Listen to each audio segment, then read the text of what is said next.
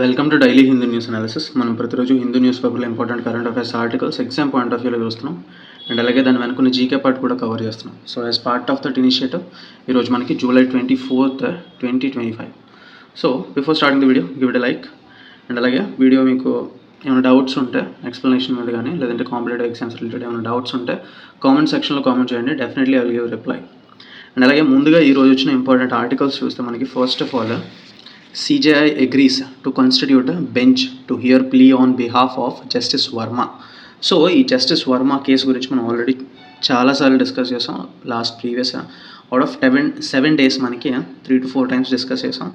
So ఇక్కడ ఏంటంటే in house enquiry ప్రొసీడ్యూర్లో ఇంతకుముందు చీఫ్ జస్టిస్ అయిన సంజీవ్ ఖన్నా ఉన్నప్పుడు సో ఈ హైకోర్టు జడ్జి ఎవరైతే ఉన్నారో యశ్వంత్ వర్మ ఎవరైతే ఉన్నారో సో ఆయన్ని రిమూవ్ చేయమని చెప్పారు, రికమెండ్ చేశారు.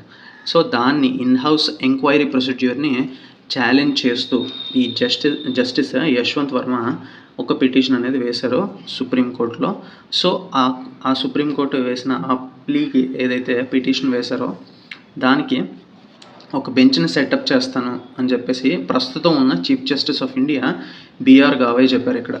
So BR Gavai has agreed to constitute a bench. So ఆ ప్లీ ఏదైతే ఉందో ఆ పిటిషన్ ఏదైతే ఉందో దాన్ని హియరింగ్కి కొత్త బెంచ్ని సెటప్ చేస్తానని చెప్పేసి సో అక్కడ మాట ఇచ్చారు. అండ్ అలాగే so he will not be involved in that bench, ఎందుకంటే ఈ మ్యాటర్ జరుగుతున్నప్పుడు సో ఈయన కూడా కన్సల్ట్ చేశారు. ఆ ఇన్ హౌస్ ఎంక్వైరీ ప్రొసీడ్యూర్ అయినప్పుడు ఆ కన్సల్టేషన్స్లో ఈయన కూడా ఒక భాగం కాబట్టి సో ఇప్పుడు ఈ బెంచ్లో ఈయన ఆ బెంచ్ నుంచి ఉండకుండా తప్పుకుంటారు అని చెప్పేసి ఇక్కడ క్లియర్గా చెప్పారు. అండ్ నెక్స్ట్ ఆర్టికల్ చూస్తే మనకి EC begins preparations to elect vice president. So ఇక్కడ మనకి ఆల్రెడీ చూసాం వైస్ ప్రెసిడెంట్ సడన్ రెసిగ్నేషన్తో సో ఆఫీస్ అనేది వేకెంట్ అయిపోయింది. సో ఇక్కడ చూస్తే వెంటనే ఎలక్షన్స్ పెట్టాలి, ఫ్రెష్ ఎలక్షన్స్కి నోటిఫికేషన్ త్వరలోనే ఇస్తాము. సో ప్రిపరేషన్స్ అనేది స్టార్ట్ చేస్తున్నామని చెప్పేసి ఎలక్షన్ కమిషన్ చెప్పింది ఇక్కడ. And election commission is mandated to conduct elections to the office of vice president. Elections conduct చేయడానికి దానికి మ్యాండేట్ క్లియర్గా ఆర్టికల్ 324లో ఉంది. So article 324 is nothing but so superintendence and conduction of these elections to according to the article 324 ప్రకారం చూస్తే మనకి vice president elections మాత్రమే కాదు, ప్రెసిడెంట్ ఎలక్షన్స్ అండ్ అలాగే ఆల్ పార్లమెంట్ ఎలక్షన్స్ అండ్ అలాగే స్టేట్ అసెంబ్లీకి కూడా ఎలక్షన్స్ అనేది ఎలక్షన్ కమిషన్ మాత్రమే కండక్ట్ చేస్తుంది అకార్డింగ్ టు ఆర్టికల్ 324. సో ఈ ఆర్టికల్ అనేది ఇంపార్టెంట్. అండ్ ఈ వైస్ ప్రెసిడెంట్ ఎలక్షన్స్ రూల్స్ అనేవి ఈ ఎలక్షన్ అనేది దేన్ని బేస్ చేసుకొని గవర్న్ అవుతుంది అంటే రూల్స్ క్లియర్ కట్ రూల్స్ అనేవి ఎక్కడి నుంచి ఉంటాయంటే presidential and vice presidential elections act 1952 and అలాగే ఎలక్షన్ రూల్స్ 1974 ఈ యాక్ట్స్ ద్వారా గవర్న్ చేయబడుతుంది ఆ ఎలక్షన్స్. అండ్ ఇక్కడ చూస్తే మనకి Los Angeles 2028 and USA crickets existential challenges. So Los Angeles Olympics అనేవి 2028లో జరగబోతున్నాయి యూఎస్ఏలో ఉన్న లాస్ ఏంజల్స్లో. సో అక్కడ cricket is also newly added game. So cricket కూడా ఇంక ఒలింపిక్స్లో it is becoming a part from Los Angeles Olympics 2028. And next article చూస్తే మనకి defunct equipment forces KGH to halt open heart surgeries since Jan. So ఇక్కడ defunct equipment అంటే no longer functioning అంటే ఇంకా పనిచేయలేని equipment. So అది forces KGH to halt అంటే stop అనే meaning వస్తుంది. సో KGHలో డీఫంక్ట్ ఎక్విప్మెంట్ వల్ల ఈ ఓపెన్ హార్ట్ సర్జరీస్ అనేది జనవరి నుంచి కూడా స్టాప్ చేశారు అని చెప్పేసి ఈ కంటెక్స్ట్లో మీనింగ్. సో ఇక్కడ డీఫంక్ట్ అండ్ అలాగే halt meanings important. And next చూస్తే ఇక్కడ మనకి state poised to emerge as a model in agrivoltaics అని చెప్పించారు. సో ఇక్కడ అగ్రివోల్టాయిక్స్ అనేది మన టర్మ్ ఏంటో తెలుసుకోవడం ఇంపార్టెంట్. అగ్రివోల్టాయిక్స్ ఈజ్ ఒక సస్టైనబుల్ ఫార్మింగ్ మెథడ్. సో ఇందులో ఏం చేస్తారంటే it is the combination of solar energy with farming. So ఒక పక్క సోలార్ ప్యానెల్స్ అనేవి ఓపెన్ ల్యాండ్లో ఫిక్స్ చేసి ఆ సోలార్ ఇచ్చే షేడ్లో ఆ షేడ్ ఏదైతే ఉంటుందో ఆ నీడలో సో ఫార్మింగ్ చేస్తారు, అంటే లైక్ ఒక రో ఫార్మింగ్ అని చెప్పేసి చేస్తారు. సో రో వైజ్ ఈ సోలార్ ప్యానెల్స్ ఫిక్స్ చేసినప్పుడు సో ఆ షేడ్ వల్ల కూడా ఈ క్రాప్స్కి యూజ్ అవుతూ ఉంటుంది.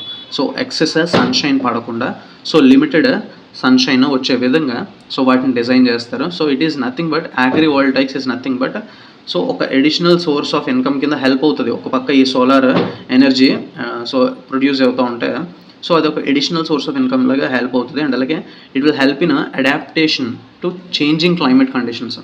సో అండ్ అలాగే సస్టైనబుల్ గ్రోత్ని కూడా మనం ఎన్ష్యూర్ చేయగలుగుతాం దీనివల్ల. సో అగ్రి వోల్టాయిక్స్ అంటే it is the combination of farming using solar energy and అలాగే బేసికల్ ఫార్మింగ్. సో దాన్ని యూజ్ చేయడం మనం అగ్రి వోల్టాయిక్స్ అంటాం. So state is getting ready to emerge as a model. So ఈ సస్టైనబుల్ ఫార్మింగ్ మెథడ్లో ఒక మోడల్ కింద ఎమర్జ్ అవ్వడానికి స్టేట్ రెడీగా ఉంది అని చెప్పేసి ఇక్కడ ఇచ్చారు. నెక్స్ట్ ఎడిటోరియల్ పేజ్లో ఆర్టికల్ చూస్తే మనకి out of 4 articles 3 are very important. So అందులో మనం ఫస్ట్ ఆర్టికల్ చూద్దాం. మనం ఇక్కడ చూస్తే the reality of the changing dimensions of warfare. So changing dimensions of warfare. So warfare చేసే విధానం ఎలా మారింది, సో ఓవర్ ద ఇయర్స్ ఎలా మారుతూ వచ్చింది అని చెప్పేసి ఈ ఆర్టికల్ ఇచ్చారు. సో సింపుల్గా సమ్మరీ చూద్దాం మనం ఇందులో. సో ఫస్ట్ ఆఫ్ ఆల్ మనకి వరల్డ్ వార్ 2 అయ్యి ఆల్మోస్ట్ 8 డెకేడ్స్ అవుతుంది, అంటే 80 years అవుతుంది, క్లోజ్ టు 80 years అవుతుంది. సో అప్పుడు 1945లో జపాన్ మీద హీరోషిమా అండ్ నాగసాకి బాంబ్స్ అనేవి, అటామిక్ బాంబ్స్ అనేవి డ్రాప్ చేసింది USA. So after that unleashing destruction. So అంత డిస్ట్రక్షన్ వచ్చిన తర్వాత so that seemed to Ashar in a new era of piece. ఒక కొత్త పీస్కి నాంది పలికింది. సో అలాంటి సిచ్యువేషన్ తర్వాత రూల్స్ బేస్డ్ ఇంటర్నేషనల్ ఆర్డర్ని తీసుకొచ్చారు. సో ప్రస్తుతం ఇప్పుడు చూస్తే అప్పట్లో ఉన్న వార్ఫేర్కి ఇప్పుడున్న వార్ఫేర్కి చాలా వరకు డిఫరెన్సెస్ ఉన్నాయి. ఎందుకంటే ఇప్పుడు the advent of artificial intelligence కానీ సైబర్ సెక్యూరిటీ కానీ చాలా వరకు పెరిగింది. అండ్ అలాగే ఆటోమేషన్ ఎక్కువ రోల్ ప్లే చేస్తుంది ప్రస్తుతం ఉన్న వార్ఫేర్లో. సో ఆటోమేషన్ అనేది ఈ మోడర్న్ కాన్ఫ్లిక్ట్స్లో ఎసెన్షియల్ ఫీచర్ కింద మారింది. సో డ్రోన్స్ యూస్ చేయడం కానీ, ఎందుకంటే ఇంటెలిజెన్స్ గ్యాదర్ చేయడానికి, లేదంటే ప్రిసిషన్ స్ట్రైక్స్ చేయడానికి, అంటే to the point exact strike చేయడానికి అపోనెంట్ని, అండ్ అలాగే హై ప్రయారిటీ టార్గెట్స్ని ఐడెంటిఫై చేయడానికి కానీ ఎక్స్టెన్సివ్ యూజ్ పెరిగింది. డ్రోన్స్ యొక్క యూజ్ అనేది చాలా వరకు పెరిగింది. రీసెంట్లీ మనం చూస్తే ఇండియా పాకిస్తాన్ కాన్ఫ్లిక్ట్లో కానీ, సో అండ్ అలాగే ఉక్రెయిన్ రష్యా వార్లో అవుతున్నా కానీ, అండ్ అలాగే ఇరాన్ ఇజ్రాయెల్ వార్ జరిగింది రీసెంట్లీ. సో అక్కడ కానీ lot of usage of these drones అనేవి మనం చూస్తున్నాం. అండ్ అలాగే ఈ cyber and artificial intelligence network ఏదైతే ఉందో అది మల్టీ డొమైన్ కాన్ఫ్లిక్ట్ జోన్స్ కింద మార్పు చెందుతూ వచ్చింది. సో ఈ AI అండ్ సైబర్ వార్ఫేర్ మెథడాలజీస్ని ఎక్కువగా యూజ్ చేస్తున్నారు, అడ్వాన్స్డ్ టెక్నాలజీస్ యూజ్ చేస్తున్నారు. అండ్ ఫ్యూచర్ వార్ఫేర్ మొత్తం కూడా మనకి డిజిటలీ ఆటోనమస్గానే ఉంటుంది అండ్ ఇంటర్ కనెక్టెడ్నెస్తో ఉంటుంది అని చెప్పేసి ఇక్కడ ఇచ్చారు. అండ్ ఇండియా దీనికి అడాప్ట్ అవ్వాలి అని చెప్పేసి ఇక్కడ కన్క్లూషన్ పాయింట్ ఇచ్చారు. చూస్తే we're entering a new era of technological warfare. So technological warfare ఎరాలోకి మనం ఎంటర్ అవుతున్నాం. సో దట్ ఇండియా మస్ట్ ర్యాపిడ్గా అడాప్ట్ అవ్వాలి to keep pace with these changes. So ఈ చేంజెస్ ఏవైతే జరుగుతున్నాయో దానితో మనం సమానంగా ఉండాలి అంటే we should adapt rapidly. And అలాగే మనం టోటలీ మనం మిలిటరీ మోడర్నైజేషన్ ప్లాన్స్ అనేవి ఎస్టాబ్లిష్ చేసుకొని కంప్లీట్గా ఒకసారి రీవ్యాంప్ చేయాలి, కంప్లీట్లీ రివైజ్ చేయాలి అని చెప్పించారు. అండ్ అలాగే ఈ emergence of high altitude long endurance unmanned aerial vehicles. So modern వార్ఫేర్కి unmanned aerial vehicles is nothing but drones. So ఈ హై ఆల్టిట్యూడ్ కానీ లాంగ్ ఎండ్యూరెన్స్ ఎక్కువసేపు పనిచేసే డ్రోన్స్ కానీ, సో అవి డెఫినెట్లీ ఎసెన్షియల్ అయిపోయి మోడర్న్ వార్ఫేర్కి. So we have to rethink our defence modernisation ప్లాన్స్ని రీథింక్ చేయాలి. అండ్ అలాగే ఇండియాస్ మిలిటరీ హార్డ్వేర్ని డైవర్సిఫై చేసుకోవాలి. అది మనకి క్రిటికల్ పాయింట్ అయిపోయింది. ఎందుకంటే ఫ్యూచర్లో మన క్యాపబిలిటీ ఏంటో చూపిస్తుంది. ఎందుకంటే ఇన్ ఫ్యూచర్ పాకిస్తాన్తో కానీ చైనాతో కానీ ఇండివిజువల్ వార్స్ ఫైట్ చేయడానికి కానీ, లేదంటే 2 front వార్ అంటే ఒకేసారి ఇద్దరు వచ్చినా సరే మనం ఫైట్ చేసే క్యాపబిలిటీస్ మన దగ్గర ఉండాలి అంటే we should rethink our defence modernisation plans అని చెప్పేసి ఈ ఆర్టికల్ ఇచ్చారు. అండ్ నెక్స్ట్ ఆర్టికల్ చూస్తే మనకి డేంజర్ ఆఫ్ థాట్. సో ఇక్కడ మహారాష్ట్రస్ పబ్లిక్ సెక్యూరిటీ బిల్ అని చెప్పేసి ఒకటి ఇంట్రడ్యూస్ చేశారు. సో ఇది in the name of security executive over reach అనేది ఉంది ఇందులో.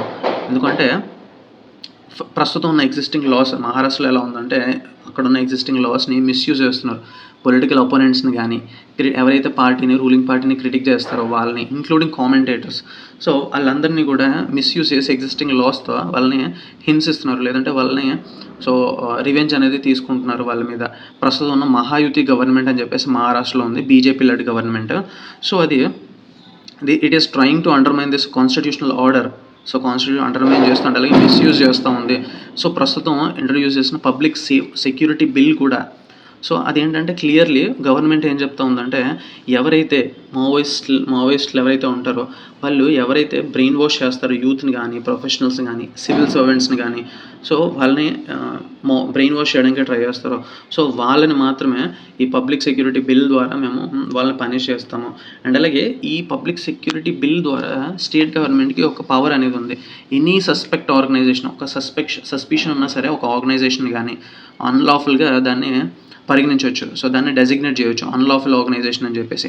అండ్ అలాగే పర్సన్స్ని కానీ పీపుల్ అండ్ అలాగే ఆర్గనైజేషన్స్ ఎవరైతే మావోయిస్టులకి హెల్ప్ చేస్తారో లైక్ వాళ్ళ తరపున ఫండ్ రైజింగ్ చేయడం కానీ, ఆ ఆర్గనైజేషన్లో మెంబర్షిప్ ఉన్నా సరే, లేదంటే అన్లాఫుల్ యాక్టివిటీస్ రిలేటెడ్ కమిటింగ్ చేసినా సరే, లేదంటే మేనేజ్ చేసినా, వాళ్ళకి అసిస్ట్ చేసినా, సో ఇట్లాంటి పీపుల్ని కానీ ఆర్గనైజేషన్స్ని కానీ ఎవరైతే మావోయిస్ట్తో లింకులు ఉంటాయో సో వాళ్ళందరినీ కూడా so government will take action against these people through this bill అని చెప్పేసి ఆ బిల్ ఎక్కువగా దాని మీదే ఫోకస్ చేస్తుంది అని చెప్పేసి ఇక్కడ ఇచ్చారు. కానీ ఇక్కడ చూస్తే క్లియర్లీ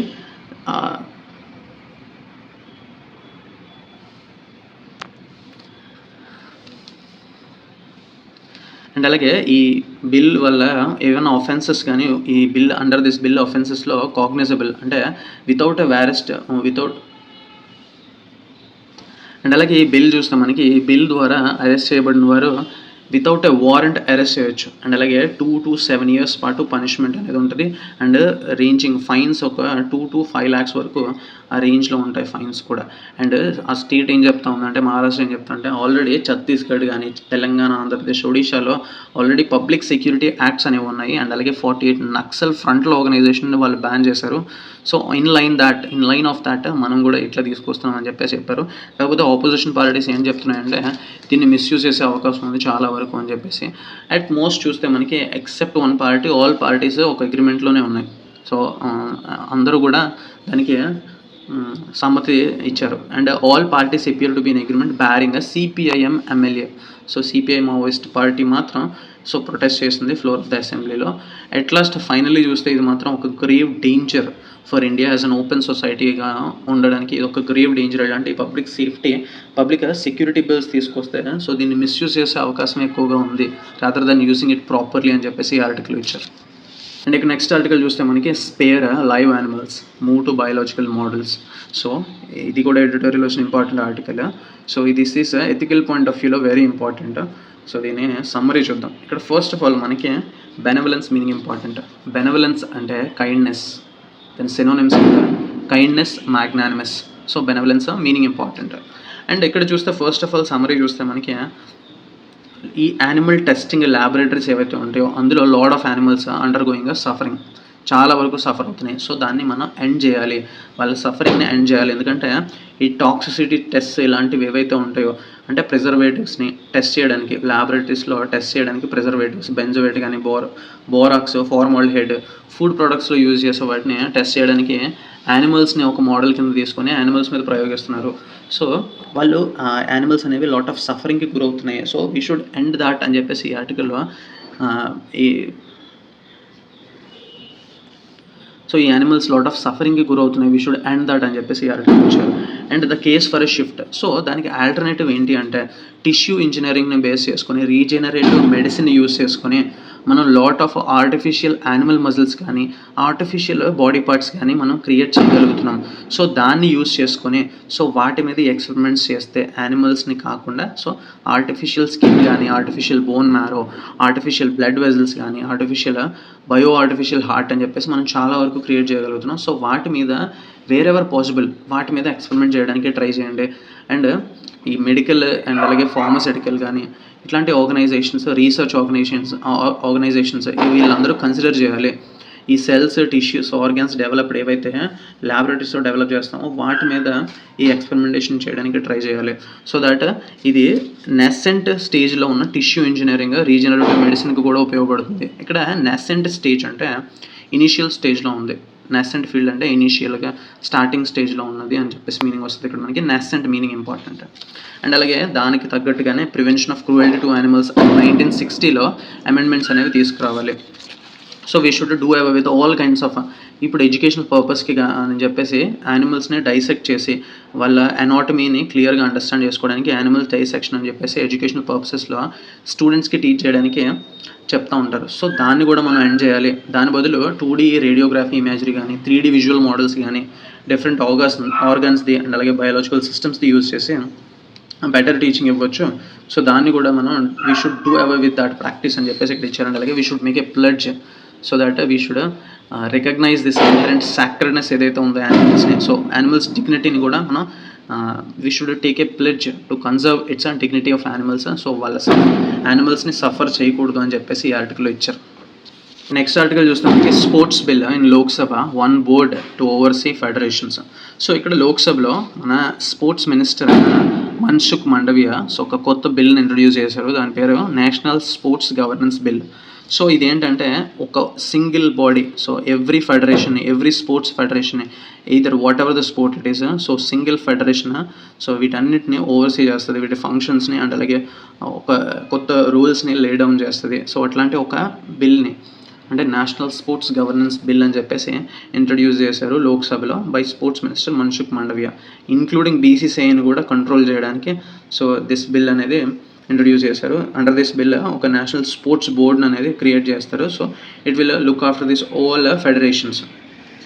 నెక్స్ట్ ఇక్కడ చూస్తే మనకి ICJ allows reparations for climate breaches.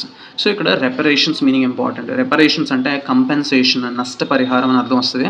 So ICJ అంటే international court of justice. So climate ఎవరైతే బ్రీచ్ చేస్తారో, సో క్లైమేట్ ఆబ్లిగేషన్స్ ఏవైతే బ్రీచ్ చేస్తారో అంటే వాటిని సరిగ్గా కాంప్లై చేయరో, ఫాలో అవ్వరు, వాళ్ళకి లీగల్ కాన్సిక్వెన్సెస్ కింద ఈ రెపరేషన్స్ అంటే నష్టపరిహారం కట్టే విధంగా అట్లాంటి పేమెంట్ ఆఫ్ దీస్ రెపరేషన్స్ ఇంపోజ్ చేస్తామేమో అని చెప్పేసి ఒక డిసిషన్, అటువైపుగా ఒక డిసిషన్ తీసుకోవడానికి ట్రై చేస్తుంది international court of justice. So ఇక్కడ ఆ reparation meaning important. And next article చూస్తే మనకి double delight in England a shot in the arm from women in blue. So ఇక్కడ double series win, so 2 series win అయ్యారు ఇంగ్లాండ్లో, so Indian women. So that it became his shot in the arm అని చెప్పి ఇక్కడ ఒక ఫ్రేజ్తో describe చేస్తారు దీన్ని. So double delight in England a shot in the arm. So 2 series double series win అనేది మనకి ఒక shot in the arm for women in blue. A shot in the arm అంటే ఒక బూస్ట్ అప్ లేదంటే ఒక push, ఒక encouragement for the women in blue అని చెప్పేసి ఇక్కడ ఈ కంటెక్స్లో మీనింగ్ వస్తుంది. So for the women in blue అంటే ఇండియన్ విమెన్ క్రికెట్ టీమ్ అని అర్థం ఇక్కడ. So A shot in the arm phrase meaning important మనకి. ఎంకరేజ్ చేయడం కానీ బూస్ట్ అప్ లేదంటే పుష్ ఇవ్వడాన్ని మనం a shot in the arm అంటాం. అండ్ ఇక్కడ చూస్తే మనకి స్పోర్ట్స్ అండ్ రిలేటెడ్ పర్సనాలిటీస్లో మనకి fencer Bhavani very important. So fencing గేమ్లో మనకి ఇండియాస్ టాప్ ఫెన్సర్ కింద భవానీ దేవి ఉంది. సో స్పోర్ట్స్ అండ్ రిలేటెడ్ పర్సనాలిటీస్లో ఈ పేరు ఇంపార్టెంట్.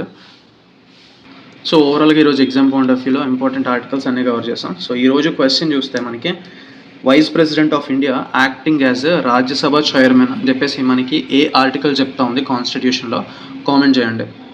అలాగే వీడియోలో మీరు ఎక్కడ దాకా వచ్చినట్లయితే definitely your liking the video and give it like and comment చేయండి మీ ఒపీనియన్. అండ్ అలాగే డన్ అని చెప్పి కామెంట్ చేయండి. So that it acts as a motivation for yourself that you are consistent and I am also consistent.